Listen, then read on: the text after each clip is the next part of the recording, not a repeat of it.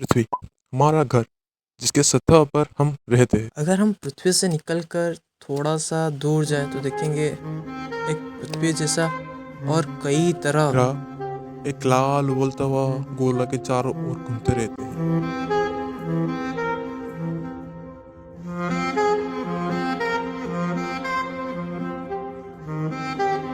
यानी सन, हमारा सूर्य से नजदीक या हमारा पहला प्लैनेट जो कि है मरक्यूरी यानी बुध, जो कि लगभग सूर्य से 5 करोड़ किलोमीटर दूर है। फिर दूसरे नंबर पे आता है वेनस यानी शुक्र, फिर अर्थ यानी हमारा पृथ्वी, इसके बाद आता है मार्स या मंगल, फिर बृहस्पति यानी जुपिटर, फिर उसके बाद शनि यानी सैटर्न, उसके बाद यूरेनस, उसके बाद जो कि है नेपच्यून। उसके बाद एक और चीज शुरू होता है जिसे हम कहते हैं कुइपर बेल्ट, प्लूटो, जिसे हम एक समय पर हमारा 9th प्लैनेट कंसिडर कर रहे थे। फिर जिसे कई सारे रिसर्च के बाद हम बुना ग्रह यानी ड्वार्फ प्लैनेट कंसिडर कर रहे हैं, वो इस कुइपर बेल्ट के अंदर आता है। प्लूटो के अलावा इसके अंदर बहुत सारे बुना ग्रह हैं, जैसे कि एरिस, मैकमे। उसके बाद जब हम हमारे सौरमंडल से निकलकर इंटरस्टेलर स्पेस के अंदर जाएंगे,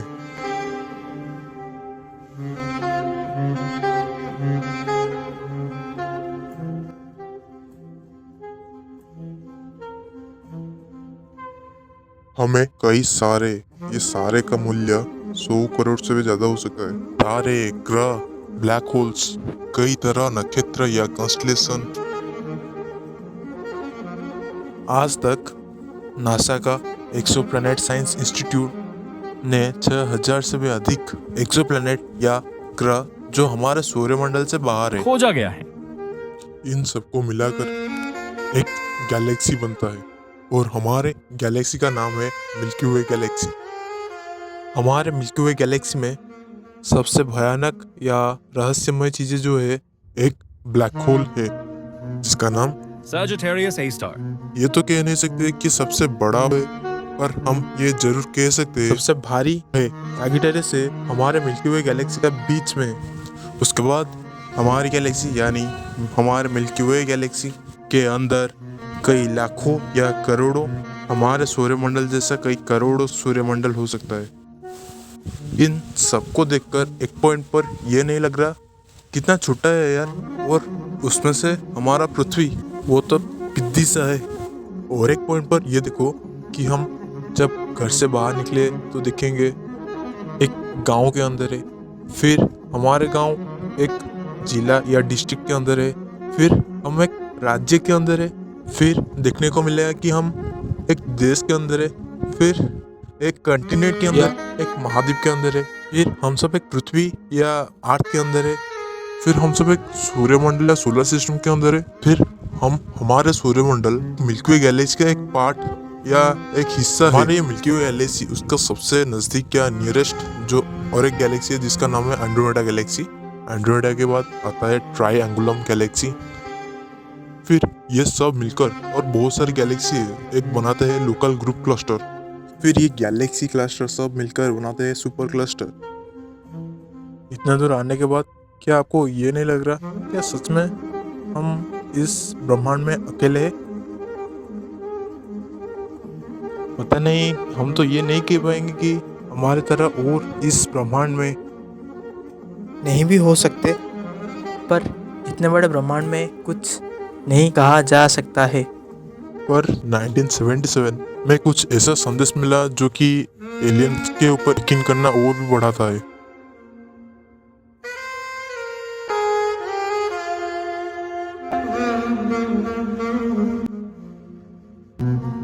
अगस्त 15, 1977 Ohio State University, Big Ear Radio Observatory. को ऐसा संकेत मिला जैसे कोई सच में एक एलियन ने मैसेज किया हो या और कुछ बात करना चाहते हो। ऐसा नहीं कि हमें स्पेस से कोई सिग्नल मिलता है, पर वो जो सिग्नल होते हैं वो जनरली एक वाइड बैंड होता है, यानी वो सिग्नल्स हमें स्पेस के या अंतरिक्ष के नेचुरल ऑब्जेक्ट्स कई तारे, कई एस्ट्रॉइड्स, ब्लैक होल्स से आते हैं। और एक सिग्नल है जिसे हम कहते हैं नैरो बैंड सिग्नल। ये सिग्नल जो कि नेचुरल ऑब्जेक्ट्स के द्वारा छोड़ना बिल्कुल ही असंभव है। ये नैरो बैंड सिग्नल्स केवल ही मशीन द्वारा निर्मित किया जा सकता है।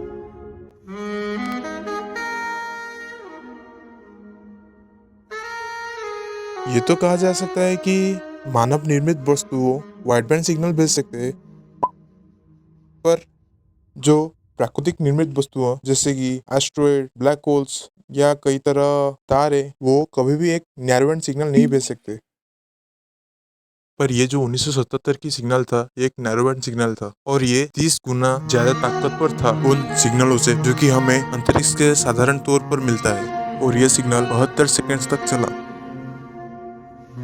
सबसे अच्छी पार्ट ये आता है कि ये सिग्नल 1420 या 1420 मेगाहर्ट्ज में छोड़ा गया था। ये सबसे अच्छी पार्ट क्यों है? ज्यादातर स्पेस में हाइड्रोजन ही एक एलिमेंट है जो सबसे अधिक मात्रा में है, और हाइड्रोजन जो रेडियो वेव्स रिलीज करता है वो इस फ्रीक्वेंसी यानी 1420 मेगाहर्ट्ज में रिलीज करता है। तो यही फ्रीक्वेंसी एक कॉमन रेफरेंस पॉइंट बन जाता है एक नई सभ्यता के लिए जो अंतरिक्ष के बारे में पढ़ना शुरू किए हो। यही तीनों पॉइंट सेटी के रिसर्चर्स के सामने प्रश्न खड़ा कर देता है कि यह सिग्नल किसी और एक सभ्यता से आया हो जो कि पृथ्वी से बाहर है, और यह सिग्नल सैगिटारियस कॉन्स्टेलेशन की दिशा से आया था। यह सैगिटारियस दिशा क्यों इतना इम्पोर्टेंट है? क्योंकि अगर हम इस दिशा से आगे बढ़ेंगे हमें मिल्की वे गैलेक्सी का केंद्र या सेंटर मिलेगा, और एस्ट्रोनॉमर के अनुसार मिल्की वे गैलेक्सी के सेंटर में हो सकता है बहुत मात्रा में स्टार्स उपस्थित हो। तो ये पॉइंट शक को 40% यकीन में बदल देता है, क्योंकि हमारी तरह वहाँ पर भी एक प्लेनेट हो जिसमें लाइफ का होना 100% सच हो। अब कहानी का दूसरा पार्ट देखते हैं।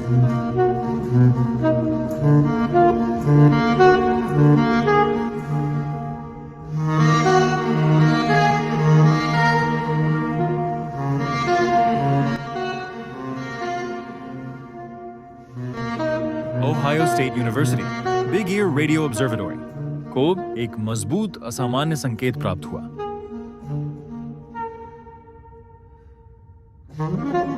SETI, Search for Extraterrestrial Intelligence के रिसर्चर्स एस्ट्रोनॉमर जेरी एमन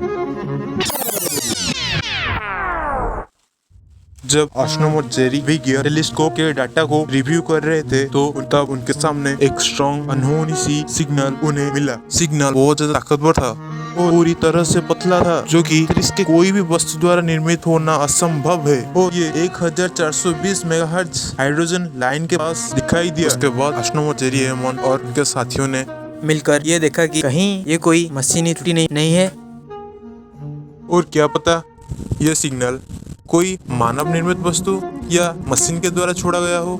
यह सब जांच करने के बाद उन्हें यकीन आया कि यह सिग्नल अंतरिक्ष से मिला।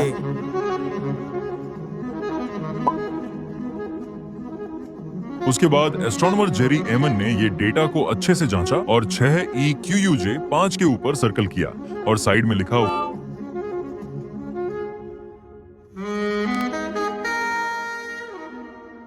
एस्ट्रोनॉमर ने उसी दिशा से और 1420 मेगाहर्ट्ज की उसी फ्रीक्वेंसी पर सिग्नल को वापस खोजा, लेकिन उन्हें वो वापस नहीं मिला। आखिर में उस घटना के बाद से वॉव सिग्नल एक रहस्य बना हुआ है और वैज्ञानिक अभी भी इसके असली कारण का पता लगाने की कोशिश कर रहे हैं, और वो सिग्नल आज तक फिर से नहीं मिला, जिससे यह और भी रहस्यमय हो गया है। इसके बाद से वॉव सिग्नल एक अनसुलझा रहस्य बना हुआ है।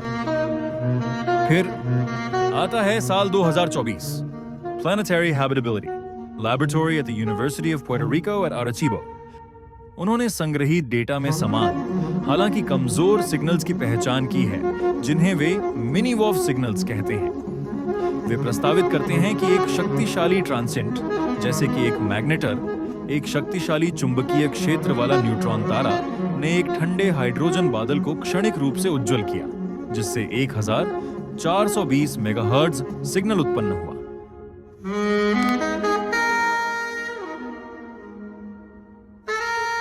बट हालांकि एक मैग्नेटर द्वारा संक्षेप में एक हाइड्रोजन बादल को रोशन करने का प्रस्ताव एक संभावित स्पष्टीकरण के रूप में दिया गया है, एस्ट्रोनॉमर ने इसे स्वीकार नहीं किया है, क्योंकि मैग्नेटर और हाइड्रोजन बादल आमतौर पर व्यापक दोहराए जाने वाले संकेत उत्पन्न करते हैं, न कि एकल अत्यंत संकीर्ण और शक्तिशाली विस्फोट जैसे कि वाव सिग्नल।